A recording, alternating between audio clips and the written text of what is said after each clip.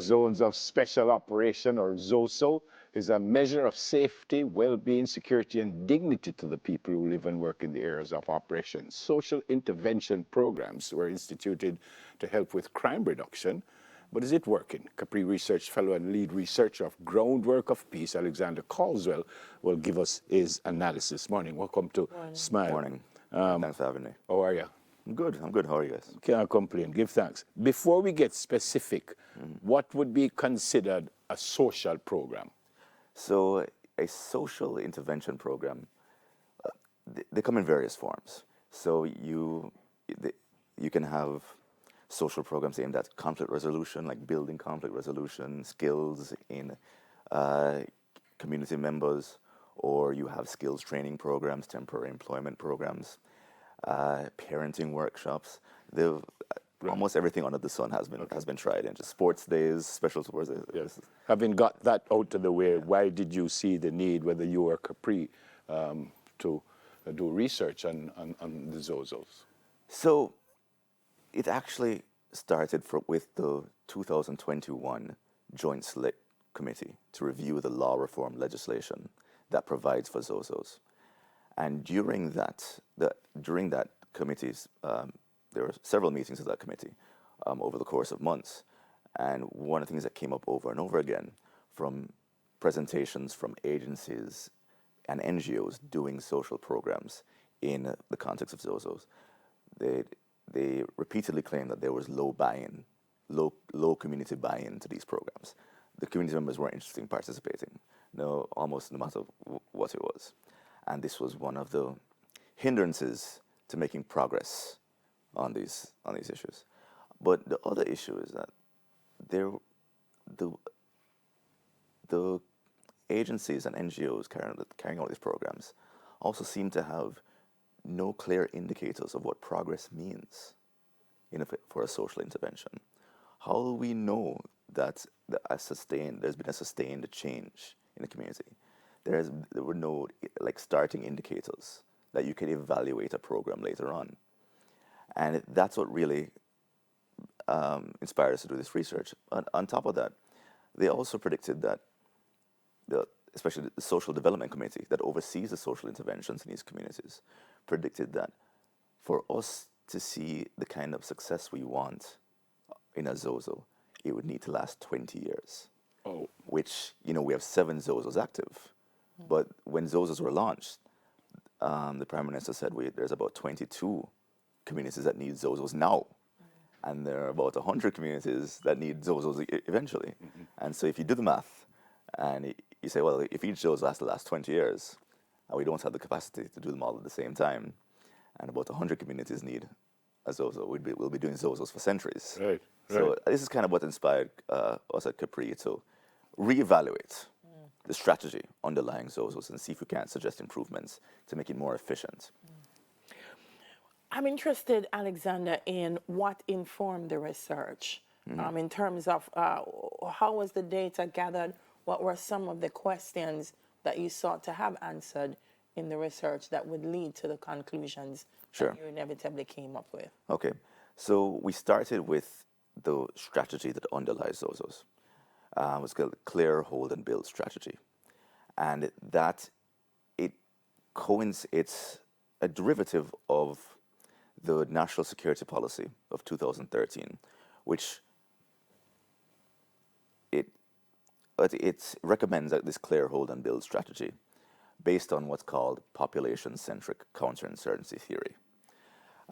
Because this phrase, clear, hold, and build, derives from counterinsurgency, meaning that in the context of a civil war, counterinsurgency refers to all the actions a government takes to defeat a rebel group. Okay. And our national security policy recommended adapting this clear, hold, and build strategy from those elements because it recognized that there's a operational overlap between gangs and insurgent groups. And Jamaica's violence problem begins and ends with gangs. So we sought to evaluate whether the clear, hold, and build strategy was applicable and apt for our situation, and whether this particular approach to clear, hold, and build, this population-centric approach, is the right approach, because there are different versions of counterinsurgency. And our analysis what included statistical analysis of geolocated. The JCF now collects excellent data on the locations of crimes, the coordinates of crimes, of especially Category 1 crimes. So we took a fresh look at the data from about 2013 through 2023, and we kind of mapped where the major incidents of armed violence, meaning murders and shootings, where those occur, where the hotspots. And we confirm something that the national security policy confirmed, which is that informal communities, specifically the urban informal communities in Jamaica, are the locus of armed violence. And so the strategy, a good strategy would be to, it recognizes that those informal communities are the locus of organized violence or of armed violence because they function as safe havens for organized crime. And so Jamaica, the simple formula is Jamaica has a violence problem because we have a gang problem. And we have a gang problem because we have several communities that function as safe havens for these gangs. Yep. So you need to clear, hold, and build. But what does clear, hold, and build mean? That is the key. And so what we said was, yes, the clear, hold, and build strategy is apt, but there's a different approach to it. That is better. In an earlier response, you mentioned solutions. Double-barrel question, do you have solutions? And who listening to you? Well, I'm not sure. In the process of doing our research, so we don't want to sit around and read books. It's not the way we do research. We talk to stakeholders through the entire process of our research, and after, and so we, and they're also involved in people that work in NGOs and people who work in state agencies are also involved in our review process for our research. So it's a continual engagement with stakeholders about what we're finding, bouncing ideas off them. So they're listening, whether they'll take action on what recommendations. Which is what I wanted to find out, because if you go to them and says, well, all right, we don't think this is working, we think maybe you should kind of swerve a little bit. Are they going to swerve a little bit? Or your other question kind of gets at that, because if you go back to this formula I mentioned, the violence problem because gang problem because we have several communities that function as safe havens for these gangs, and those communities are largely the informal communities.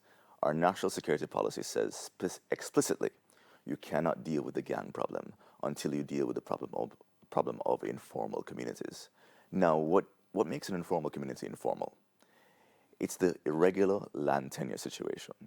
These are mostly squatter communities. These are captured land from sometimes from decades ago. So you have generations of families living on the same plot of land, and these communities, because of that, are often extended family networks that live in the same area, but do not have the legal right to the land. And as a result of that, they have inadequate connections to utilities, electricity, water, sewage, that kind of thing. But they're also haphazardly built. So you find that they are difficult to police. It's difficult for police to access, but also for the general public to access. They're even though some of them are in the urban center, they're isolated. There are few access points, and that gives a tactical edge to gangs. Now, what that means is that if the problem begins with the informal land tenure, the irregular land tenure, then the solution is to regularize land tenure. And to be fair, the national security policy does say that. Land tenure regularization is a key pillar of the strategy. And ZOSOs have on the list of activities land tenure regularization. They're just not doing it, or rather, I should not say that. It's not that they're saying they're not making. It's clearly not a priority. They're clearly trying to prioritize the social intervention programs, but it's an interesting issue as to why they're not prioritizing land tenure. For one, there's an issue of it's not intuitive that there's a connection between land governance and violence. Policy analysts have known this for years, but the public and generally, like if you're not a security policy analyst, This doesn't jump out at you. connect. It don't connect it. Yeah. And so that might be a reason why people who are operating ZOSOs don't prioritize it. But the other issue is that the insecure land tenure, what it means is that people in those communities cannot move. Cannot move very easily. You can't sell your land and buy out. Nobody can buy in, and so that's why you have these communities that are the same families over generations.